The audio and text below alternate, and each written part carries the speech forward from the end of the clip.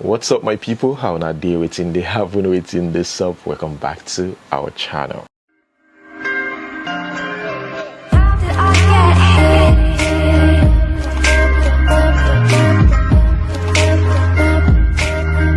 Last month, someone reached out to me, like a source, one of those people that gives me information. So they said, man, I think Genevieve is sick. Haven't you heard? Even though I could see it on social media, I was like, let me just calm down and wait for, maybe reputable platform to post it, or someone that is kind of close, to Genevieve's team. Because right now, coming out to say somebody is sick without a verified information, it can be a little bit risky. So yesterday, we got a report that Genevieve unfollowed everyone on our Instagram page, deleted all our pictures. I think she archived them, actually. Even though I'm aware of these reports out there about Genevieve being ill and being down, but there were signs, out there as well, that something is not just right, or something is going on in Genevieve's life that she's refused to share with general public. And she's also put out some cryptic messages, and that's got people worried. And a lot of people are like, what is really going on with Genevieve? There was even the time she posted a picture that's got the graveyard in it. But the thing is, Genevieve is very secretive. We're yet to hear anything from someone close to Genevieve. She didn't even attend Rita Dominic's wedding, which some people thought, it's just Genevieve trying to be Genevieve, trying to feel too big. But what if Genevieve is not trying to feel too big? What if she's truly ill and she's truly down? Now, just yesterday, right, I got a call from the same person that called me last month saying, you see what I'm saying? Like, Genevieve, deleted all our pictures. Not only that, she unfollowed everybody. What else do you want? What else? What more information is going to convince you that this lady is down? Okay, now it's an undisclosed illness. Trying to put two and two together, based on the cryptic messages. Maybe Genevieve is going through something that's got to do with mental health. She posted something like that the Freeze, actually disagreed, with that post. I'm sure that the Freeze didn't even know what's going on. And a lot of people didn't know because she's very, very secretive. And another thing happened again about her birthday. She was supposed to celebrate her birthday on the 3rd of May. This is not the first time, we've heard about this lady being down. In 2013, I think, during the premiere of Yellow Sun, she was absent at the premiere because she was ill, in London, according to reports. And we knew it was flu. She couldn't attend, Yellow Sun. Understandable. It was out there. But this time, nothing. Okay? Absolutely nothing. After she posted something about mental illness, where she advised people to redirect their life to serve God, saying that it is more spiritual than physical. Actually, Daddy Freeze disagreed with that. Daddy Freeze replied by saying, after studying psychiatry and spirituality for decades, you make the deduction. I say this all the time because a celebrity has a huge following doesn't necessarily make them an authority on issues. And it's not just that. If he continued, wait, hold on. If she said it was both spiritual and physical, I did agree that that's her opinion. However, to categorically state that it's more spiritual than physical is the reason why churches are filled with pastors trying to cure madness.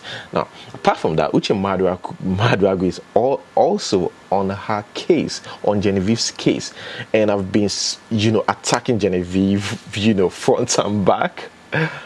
As usual, this is not the first time. In fact, Uche Maduagu said that the only thing more spiritual than physical is not being married at 42. That's Uche Maduagu. Not only that, I think Uche Maduagu also said something, about Genevieve being absent at Rita Dominic's wedding. He had said that just because go anti-Rita traditional marriage or congratulate well on social media, no means say make wish yourself happy birthday for social media. So Uche Maduagwu, I'm sure, doesn't even know what is going on. The rumors out there about Genevieve, and they said that Genevieve is recuperating. So we're hoping, that she's going to get back on her feet real soon, if it's true, real soon.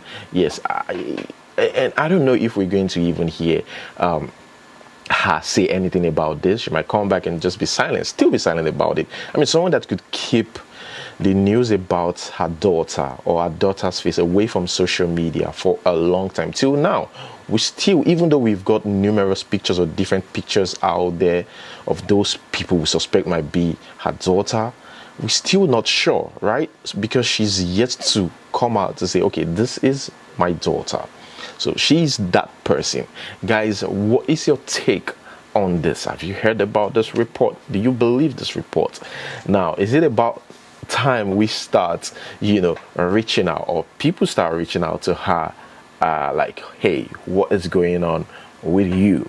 Or maybe they're reaching out, they just refuse to let it out there because Genevieve is a private person. Guys, again, let's talk about this in the comment section below. Okay, guys, so much for that. Now, let us talk about Stephanie Otobo. Now, this topic, right, is especially for me, right, is like the the hardest because of my history with Apostle Suleman's team. They're always, quick to remove my post or somehow, just find a way to mute whatever I post about Apostle Suleman. I don't know what is going on. Stephanie Otobo came out in 2017, called this man out, said she had a relationship with Apostle Suleman, a sexual relationship. Even this year or late last year, was it this year? Yeah, an actress also came out to say, look, I slept with Apostle Suleman. Things like that. Apart from that, we've also heard rumors that some actresses have got something to do sexually with Apostle Suleman. We can't say these information are true, but one thing is certain: these people seem sure of what they're saying. But are there really convincing evidence out there? No. To be real, or to be truthful about it, right?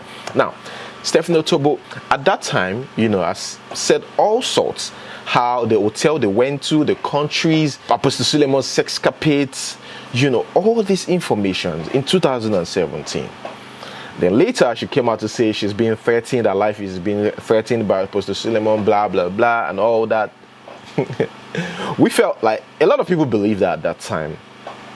After a few months, we saw a footage on social media. Stephanie Otobo again. I was like, okay, what does she have to say again?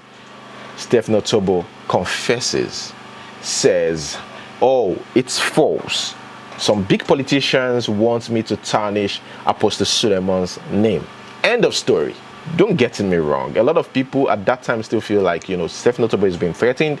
Now, fast forward to 2022, same Stephanie Otobo released a statement reacting to her so-called confession back then that she was being pushed by politicians or paid by politicians to tarnish Apostle Suleman's name. She said it's a lie. That it was actually Apostle Suleman that threatened her to do that. She's got no choice. We don't even know what to believe right now. But we're going to read this. She says, this is my special gift to Apostle Suleman. Oga Ready for Violence is a beef track you'll stream using the link. Some people were like, okay, maybe she's trying to draw attention so that we can stream whatever she wants us to stream, or it's actually true that those stories that she shared back then are true. Well, she continued. Some people kept on wondering why I came out exposing Apostle Johnson Suleman and why I haven't let go ever since. The truth is that I never planned to. He pushed me to wall, and the only way I could fight back was to cry out and made everything known. This picture was #1 in Twitter trends. In 2018, Stephanie Otobo released this screenshot of both of them having a conversation through video call. And all the people that defended Apostle Suleman were like, Look, this thing is simply Photoshop. We can easily just do it. In fact, to prove that, some people even put their picture, replace Stephen Otobo's picture and put their picture. That it's very easy to do. But the question is still, this picture of Apostle Suleman being shirtless, where is the original picture? If truly it's Photoshop, where is the original picture? Well, let us continue. Apostle Suleman tried using police to shut me up because I visited Nigeria to feature Timaya in a song. I already played Clarence Peters for the visuals of the song before Oga arrested me because I refused to obey him to go back to Canada. He wanted me to amount to nothing. He did everything to stop my music career. He was scared that I will be influential. He even poisoned me, paid my friends to set me up, and bribed some members of my fam to assassinate me, lured me to come make false confession. Yes, that's the part. At his church in Auchi, that I lied against him, that it was other pastors and politicians that wanted to bring him down. How come no name was mentioned? Okay. I only did that because the pressure was too much and everyone had left me to suffer alone, no support. I had to give up at that moment to have the opportunity for reinforcement. This man has done everything to end my life, but God is not dead. This video is the complete story of how everything happened and how it's going lately. I will release a comprehensive video of everything that happened and the answers to questions. Okay, Stephen Otobo, let's see. Seems like she's got a lot to say again. Guys, moving on to the next one. Here we have Mercy Aigbe again, and Aigbe Kazim's second wife. Aigbe Kazim still, referred to this lady as his second wife, even though the lady refused to accept that position.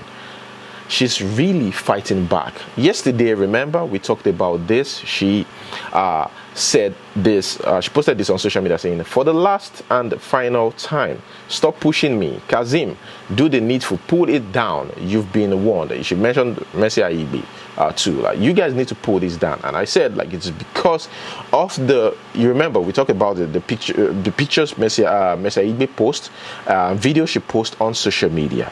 Maybe to spite her, we don't know. But, she's living in the house. Mercy Aigbe would want to take pictures and stuff. She came out to make it public, her feelings, like to clarify things. She says here, she fears nobody. Kazim, you underestimate me, right? It's okay, because I was your fool for 20 years. Abi, you kept on pushing me. I told you if it continues, I will post this message. Hope you got that. Mercy, it's the audacity for me. Like, seriously. Like, I told you, you can have him. Keep him. Do whatever you want with him. But one thing I will not let go of is my sweat. What I worked hard for. So what is incorrect in that information yesterday was the property story. The guy got the property with his own money, but the lady, maybe it's their agreement, the lady furnished it with her money, and I'm sure it's with millions, because the things that I saw in that house are quite expensive. I think it's an agreed thing, like I said earlier, that you get the house and I will furnish it. I will be in charge of the decor and everything. So now she feels like this is what they both worked for, what they both worked together to get. And now some lady is flaunting those things on social media. And I think that's what got her angry, that I cannot take this anymore.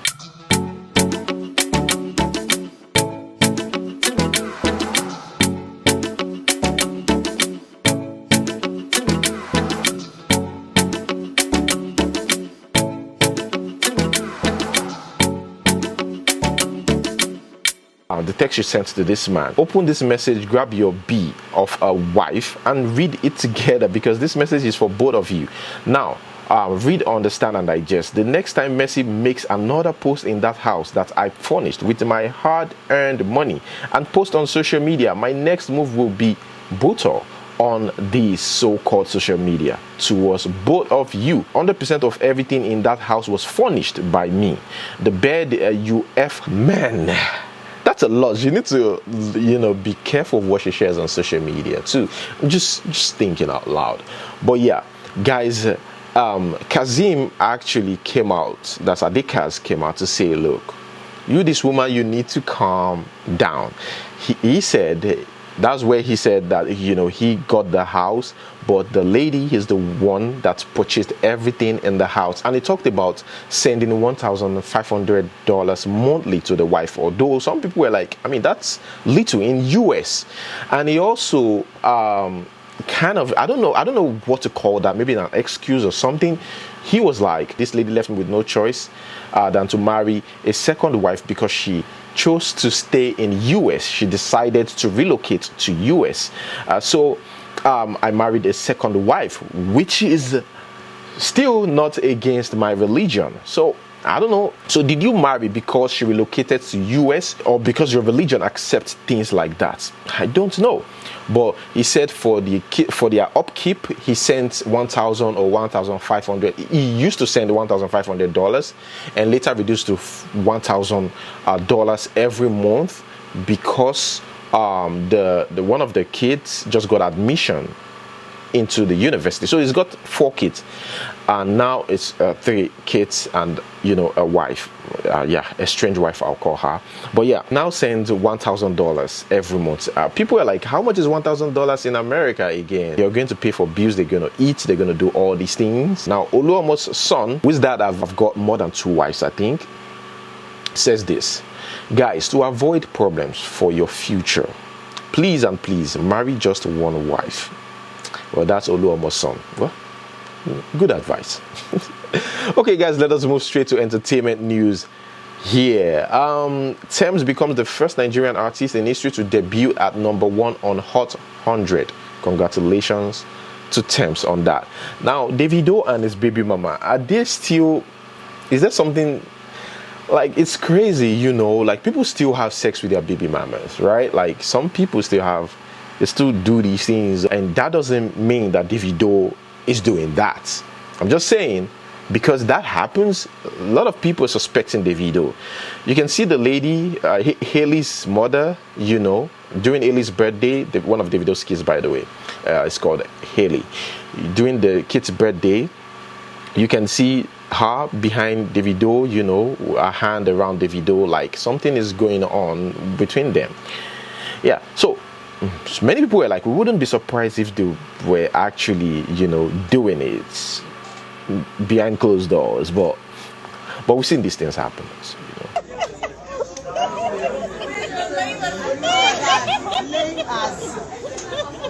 Yeah, he came the next day.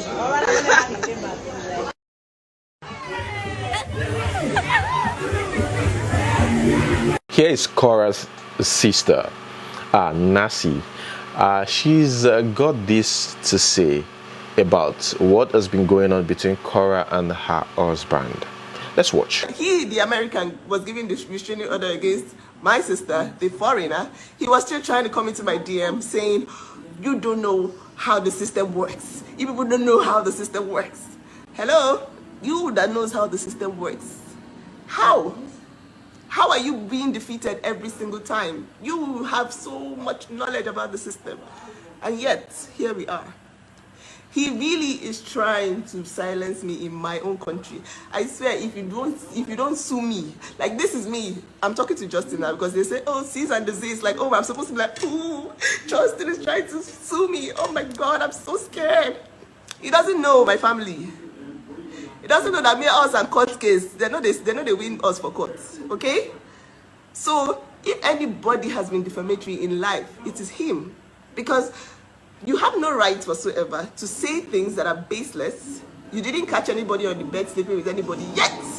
You went ahead and published on all the blogs. Destroyed somebody's career online. Destroyed. This one is not even a matter of, like, destroyed it. Ah, God. Like, thank God that this girl, man, I told my sister, don't say a word. I said, don't say a word, and now I feel so bad. And now I've told her, look, I'm not there to tell you what to do anymore.